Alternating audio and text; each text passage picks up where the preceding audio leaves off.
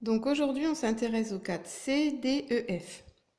Alors, je vais revenir juste un petit peu sur les moitiés ici. 2, la moitié de 2, la moitié de 4, 6, 8, 10, 12, 14, 16. Alors, par exemple, 16. Donc, après, il va falloir les connaître par cœur. Pour l'instant, on s'entraîne. Donc, 16. Si tu sais plus, tu partages en allant, en fait. Tu fais 1, 2, 3, 4, 5, 6, 7, 8, 9, 10, 11, 12, 13, 14, 15, 16. Donc ici, j'en ai mis 4 et 4, ça fait 8. Ici, j'en ai aussi mis 8. 4 et 4, 1, 2, 3, 4, 5, 6, 7, 8. J'ai partagé 16, 8 plus 8. Voilà. Normalement, tu vas avoir aussi la petite vidéo d'hier pour t'aider. Donc la petite vidéo d'hier, elle expliquait aussi le cadre C, D, E, F. Je vais te redonner quelques petites indications, si ça peut aider certains. Alors, le cadre C. Addition de nombres à deux chiffres. Donc, c'était d'abord 34 plus 30.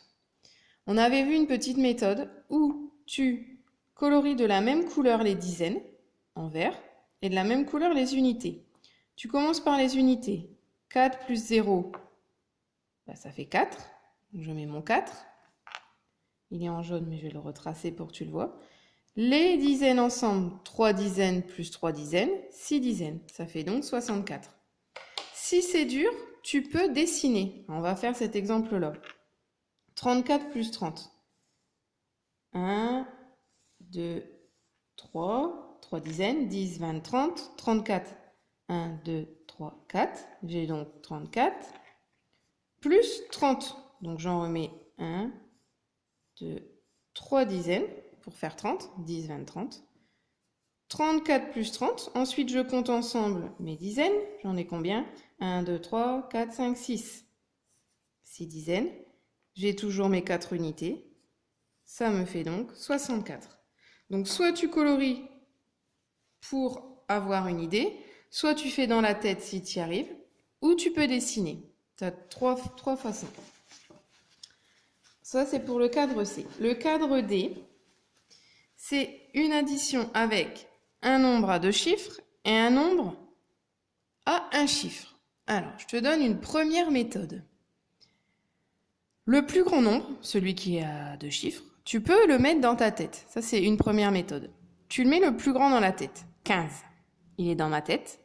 Il est là, là-haut, là-haut. Hop, je te rappelle, en classe, on touchait la tête. 15, il est là. Et encore 5. Donc, j'ai 15 dans la tête. 16, 17, 18, 19 et 20. Je trouve 20. On écrit la réponse ici. 36 plus 9. Je mets le 36 dans ma tête et je mets donc sur mes doigts 9. Donc 36 là-haut, 36, 37, 38, 39, 40, 41, 42, 43, 44, 45. Je trouve 45. Si c'est compliqué, tu peux aussi dessiner comme on a fait pour au-dessus. Donc 36, c'est-à-dire 10, 20, 30, 31, 32, 33, 34, 35, 36, plus 9, 1, 2, 3, 4, 5, 6, 7, 8, 9.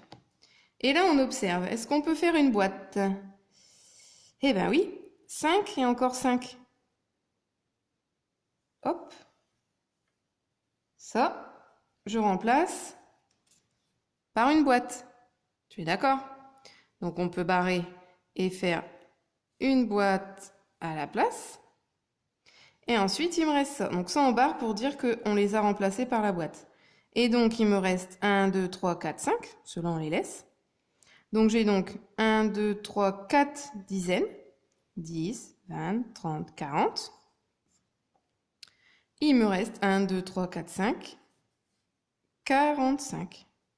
Donc soit tu dessines, soit tu mets le plus grand nombre dans la tête et tu mets sur les mains.